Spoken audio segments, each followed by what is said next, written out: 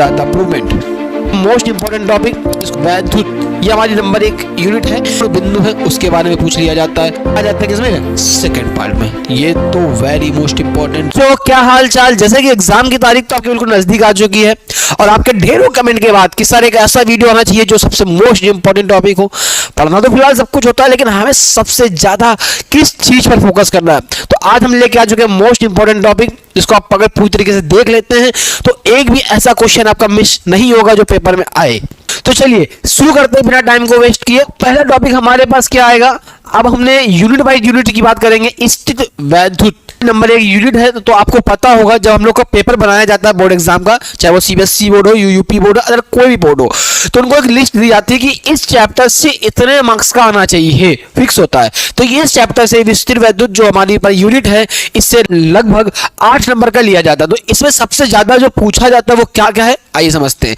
Number 1 में आता है हमारे पास कूलाम का नियम। तो कूलाम का नियम में जो सबसे ज्यादा मिलने वाला वो उसका सदिश रूप आता है, ठीक है। या फिर कूलाम के नियम के जो महत्वपूर्ण बिंदु है उसके बारे में पूछ लिया जाता है। तो नंबर 1 पे आपके क्या आता है, सदिश नियम आते हैं और महत्वपूर्ण बिंदु। सदिश आपका जब आप देखेंगे ज्यादातर वो आपके बहुविकल्पी वगैरह में या 1 नंबर में भी बहुत अक्सर आता रहता है। नंबर 2 पे पॉइंट हमारा क्या रहेगा, वैद्युत स्थित ऊर्जा, जिसका डेरिवेशन बहुत ही अधिक मात्रा में आता है। तो डेरिवेशन आप याद रखिएगा, ठीक है। फिर वैद्युत द्विध्रुव आघूर्ण का बल आघूर्ण, यानी कि फॉर्मूला पढ़ रखा होगा आपने, टाउ बराबर पीई साइन थीटा, ठीक है। प्लस इसके न्यूमेरिकल भी आते हैं, ठीक है, जिसमें आपको न्यूमेरिकल बता दीजिए। अगर आप उस टॉपिक के न्यूमेरिकल लगा के जाएंगे तो इसके बाहर कुछ भी नहीं आएगा, ठीक है। बहुत ही ज्यादा इसके बाद मैंने शोध करके आपको बताया गया, ठीक है। तो गॉस के नियम के सबसे ज्यादा अनुप्रयोग पूछे जाते हैं। फिर वैद्युत स्थित ऊर्जा के बारे में आप पढ़ सकते हैं, ठीक है। तो वैद्युत स्थित ऊर्जा के जो प्रूवमेंट होते हैं आपके डेरिवेशन, ठीक है, डेरिवेशन आपको आने चाहिए। फिर साथ में इसके क्या होते हैं, न्यूमेरिकल डेरिवेशन के साथ साथ, ठीक। अब समांतर प्लेट संधारित्र के बारे में पढ़ना है, यानी कि जो आपने पढ़ रखा होगा C बराबर A epsilon not K upon में D, और इसके साथ साथ एक इसका फॉर्मूला और भी पूछा जाता है, इसके न्यूमेरिकल आते हैं साथ में। C बराबर पढ़ा होगा आपने, समांतर प्लेट संधारित्र के मध्य में T बूटाई अगर हम छड़ रख देते हैं तो क्या होगा, तो यहाँ पे फॉर्मूला होता है A एप्सिलॉन नॉट अपॉन में D माइनस T प्लस का T अपॉन में K। ये वाला फॉर्मूला आपका बहुत ही ज्यादा पूछा था, या तो फिर इसके न्यूमेरिकल आते हैं या इस फॉर्मूले की आपकी प्रूविंग करने के लिए बोलेगा, ठीक है। इसकी प्रूविंग पूछ ली जाती है, कई बार पूछता है। इसके कुछ विशेष गुण होते हैं कि अगर T बटा की छड़ पूरे में हो जाए क्या होगा, उन सारे गुणों को आप पढ़ सकते हैं इसके, ठीक है।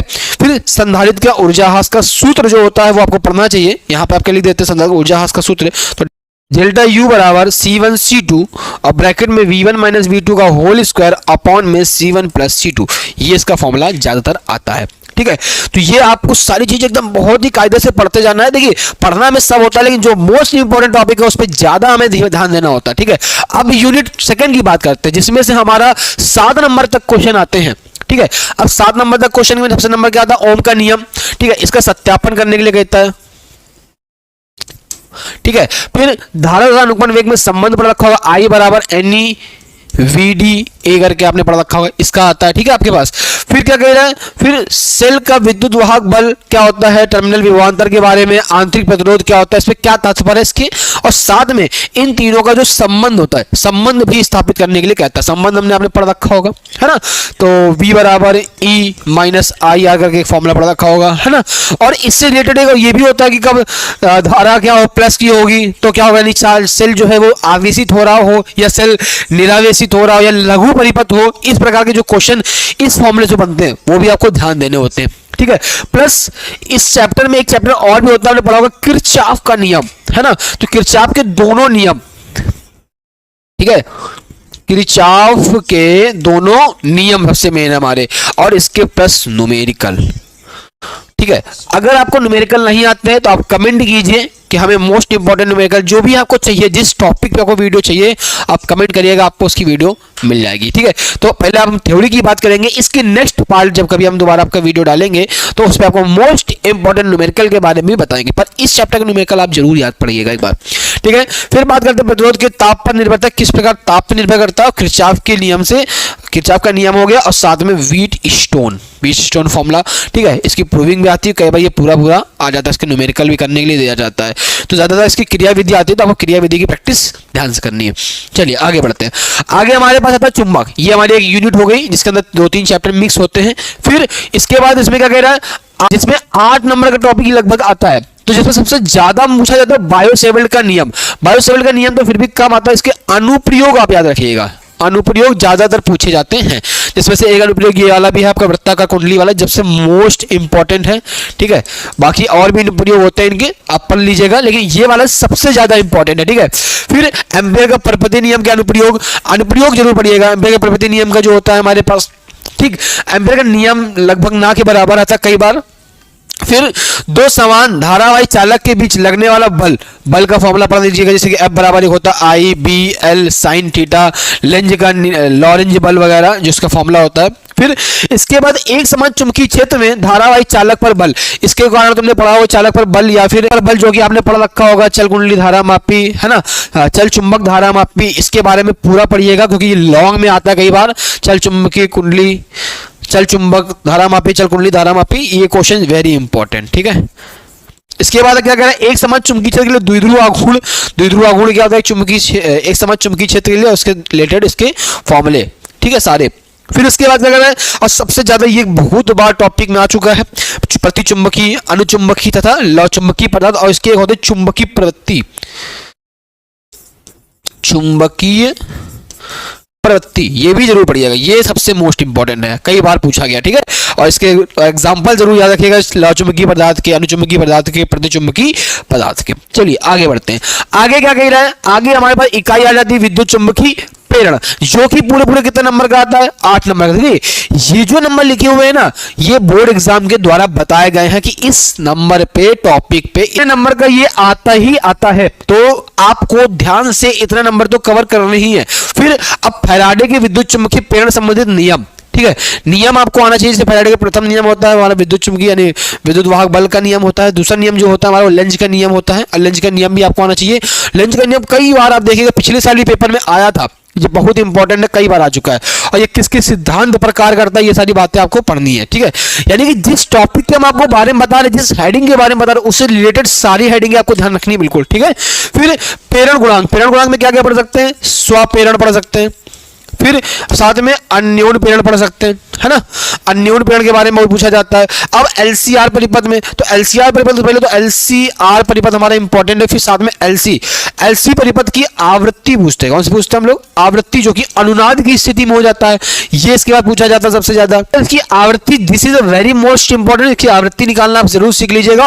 और इससे रिलेटेड न्यूमेरिकल, इस चैप्टर के न्यूमेरिकल जो है प्रत्यावर्ती के छूटने नहीं चाहिए, ठीक है। टोटल 7 सेट बनते हैं पेपर के, आपको इतना तो पता ही होगा, जिसमें से 3 सेट जो होते हैं वो हार्ड होते हैं, है ना। और उन 3 सेटों में कन्फर्म, अगर हार्ड सेट बना है तो कन्फर्म प्रत्यावर्ती चैप्टर का न्यूमेरिकल 100% मिलेगा आपको, ठीक है। फिर शक्ति और ट्रांसफार्मर जरूर पढ़िएगा। ट्रांसफार्मर की क्रिया विधि सबसे ज्यादा क्या आ जाती है, इसकी क्रिया विधि, ठीक है। तो यहां पर आपको आना चाहिए यहां से। फिर इसके बाद क्या बात करते हैं, आता है हमारा विद्युत चुंबकीय तरंगे, जो कि 4 नंबर की बिल्कुल फिक्स है, जिसमें से 1 नंबर आपको इससे मिल जाएगा और 2-3 नंबर आपको टोटल इससे मिल जाएंगे, ठीक है। विस्थापन धारा क्या होती है, विद्युत चुंबकीय तरंगों के बारे में पढ़ना है, और चुंबकीय स्पेक्ट्रम आपको पढ़ लेना है। स्पेक्ट्रम बिल्कुल ध्यान से आपको पढ़ लेना है ताकि मिस नहीं होना चाहिए, ठीक है। स्पेक्ट्रम से कई सारे क्वेश्चन एग्जाम्पल जो होते हैं, कोई है इसके जो एक मिनट, स्पेक्ट्रम के जो भी क्वेश्चन बहुत ज्यादा तो एमसीक्यू में बहुत सारे आते हैं आपको, कि ये वाली जो तरंग है उसकी आवृत्ति किसके किसके बीच होती है, तरंग धार किसकी होती है, इसकी खोज किसने की थी, ये सारी बातें आपको आनी चाहिए, ठीक।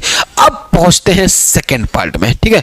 अब हम आ जाते हैं किसमें, सेकंड पार्ट में। ये तो वेरी मोस्ट इंपॉर्टेंट है, क्योंकि अभी तक आपने 35 नंबर का तो कवर कर लिया, अब 35 नंबर आता है सेकंड पार्ट से, ठीक है। 35 तो हमारा उधर से हो गया फर्स्ट पार्ट से, 35 नंबर हमारे सेकंड पार्ट से। तो किसी भी चीज को मिस नहीं करना है, मुश्किल से 10 से 5 मिनट की वीडियो, 15 मिनट की, और बहुत आराम से देखेंगे तो सारी चीजें आपके दिमाग में बस जाएंगी। अब 35 नंबर में सबसे ज्यादा जो इकाई प्रकाशिक किरण प्रकाश की हमारी बात जो है 13 नंबर की आती है, ठीक है। 13 नंबर पूरे इससे मिलेंगे आपको। नंबर 1 में इसमें आता है गोली अवतल पृष्ठ और उत्तर पृष्ठ के लिए सूत्र, और प्लस इसके न्यूमेरिकल, ठीक है। और देखिए इसमें डेरिवेशन जरूर याद रखिएगा आप, ठीक है। डेरिवेशन वेरी इंपॉर्टेंट, ठीक है, इसकी प्रूविंग आपको आनी चाहिए। फिर पूर्णांतरिक परावर्तन क्या होता है, ठीक है, इस पर आधारित होता है प्रकाशिक तंतु, प्रकाशिक तंतु, ये आपको पढ़ना है, इसकी क्रियाविधि आपको जरूर पढ़नी है, ठीक है। प्रकाशीय तंतु की क्रियाविधि जरूर पढ़नी है। प्रिज्म द्वारा प्रकाश का अपवर्तन, जिसमें फॉर्मूला पढ़ रखा है n बराबर sine a plus delta m by 2 upon में साइन a बाई 2। इसके न्यूमेरिकल भी पढ़ने हैं, इसकी प्रूविंग भी आपको याद रखनी है। फिर अल्पतम विचलन की स्थिति भी याद रखनी है। कौन सी स्थिति? अल्पतम विचलन, ठीक है, ये जरूर याद रखना, ठीक। स्क्रीन शॉट लेते जाइए फटाफट। अल्पतम विचलन की स्थिति भी याद रखनी है और साथ में सूक्ष्मदर्शी चैप्टर आपको पूरा पढ़ना है। अब सूक्ष्मदर्शी में जो क्या पढ़ना है, सबसे ज्यादा आता है परावर्ती दूरदर्शी, परावर्ती दूरदर्शी, ठीक है, ये सबसे ज्यादा आता है दूरदर्शी, दूरदर्शी, ठीक है। परावर्ती दूरदर्शी सबसे इंपॉर्टेंट क्यों है? क्योंकि इसमें एक आपने नियम वो देखा होगा, जो एक समतल लेंस भी साथ में ऐड किया जाता है, ठीक है। तो इसके बारे में जरूर पढ़िएगा, क्योंकि ये थोड़ा अलग से हो जाता है टॉपिक। इसकी क्रियाविधि और रचना पूरी आप ध्यान दीजिएगा, ठीक। आगे बढ़ते हैं।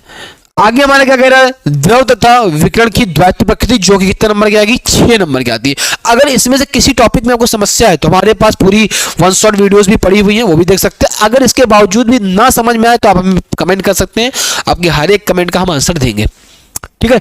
अब प्रकाश का विद्युत समीकरण, जो कि आइंस्टीन के अनुसार है, इस समीकरण को जरूर याद रखिएगा, ठीक है। फिर आगे बात करते हैं विकिरण की द्वैत प्रकृति, इसके बारे में पढ़िएगा, जिसमें आपको सबसे ज्यादा जो पूछा जाता है, सबसे ज्यादा इसमें हाइगेंस के तरंग सिद्धांत वगैरह पूछे जाते हैं कि हाइगेंस के द्वितीय तरंग सिद्धांत क्या होता है, इसके अनुसार परावर्तन की व्याख्या और अपवर्तन की व्याख्या, परावर्तन और क्या प्रूव करना होता है, अपवर्तन, ये सबसे ज्यादा इंपॉर्टेंट है आपका, ठीक है। फिर डी ब्रोगली, तो डी ब्रोगली के द्वारा बताए गए जितने भी अनुप्रयोग हैं उनको पढ़ना है हमें, और डी ब्रोगली तरंग दैर्ध्य वगैरह सारी चीजें आपको याद रखनी डी ब्रोगली द्वारा, ठीक है। लेकिन आगे क्या पढ़ते हैं, आगे कह रहा कि परमाणु तथा नाभिक, जो कि कितने नंबर का आता है, 8। 4 नंबर का परमाणु होता है, 4 नंबर का क्या आता है हमारे पास, नाभिक आता है। सबसे ज्यादा इंपॉर्टेंट क्या इसमें, रदरफोर्ड का परमाणु मॉडल और हाइड्रोजन स्पेक्ट्रम, जिसमें से रदरफोर्ड के परमाणु मॉडल की ज्यादा कमियां बहुत पूछी जाती है, ठीक। और हाइड्रोजन स्पेक्ट्रम आपको पुराना चाहिए, लाइमन वामन पाश्चन वगैरह श्रेणियां जितनी भी हमारी, उनको हमें पढ़ना है, ठीक है। फिर समस्थानिक, समभारिक, समन्यूट्रॉनिक, इसके बारे में विशेष ध्यान रखना विथ एग्जाम्पल। आप एग्जाम्पल अक्सर हम लोग छोड़ देते हैं, है ना। फिर प्रति न्यूट्रॉनिक बंधन ऊर्जा, इसके न्यूमेरिकल आप जरूर लगा लीजिएगा, ठीक है। कई बार न्यूमेरिकल बहुत ज्यादा आते हैं लेकिन बच्चे पढ़ते नहीं कायदे से इन सबके। फिर नाभिकीय संलयन और नाभिकीय विखंडन, आपने पढ़ा होगा फिजन और फ्यूजन, इसके बारे में ध्यान दीजिएगा, नाभिकीय संलयन और नाभिकीय विखंडन। आगे इसके बाद हमारे पास टॉपिक आता है अर्धचालक एवं डायोड, जो कि कितने नंबर का आता है, 8 नंबर का आता है, जिसमें से क्या पूछा जाएगा, सबसे पहले एन टाइप, पी टाइप अर्धचालक और डोपिंग वगैरह भी आप इसमें पढ़ेंगे। फिर ऊर्जा बैंड के आधार पर चालक और अचालक की परिभाषा पढ़ाई होगी आपने, और अर्धचालक भी पढ़े होंगे आपने, ठीक है, अर्धचालक, ये सारी चीजें आपको इसमें आनी चाहिए। फिर ट्रांजिस्टर, इसके बारे में पढ़ेंगे। फिर डायोड, ठीक, डायोड के बारे में जितना भी है, पीएनपी डायोड वगैरह सारी चीजें आपको ध्यान रखनी है, ठीक है। तो यहां तक आपके जितने भी मोस्ट पॉइंट थे, जितने भी टॉपिक थे, इन सारे पॉइंट्स को डिटेल में आप समझ लीजिएगा और अपने माइंड में रखिएगा और पूरी पेपर की तैयारी कीजिए। मिलते हैं अगले लेक्चर में मोस्ट इंपॉर्टेंट न्यूमेरिकल के साथ। पहले इसमें आप देखिए और समझिए, अगर कोई भी समस्या हो कमेंट कीजिए।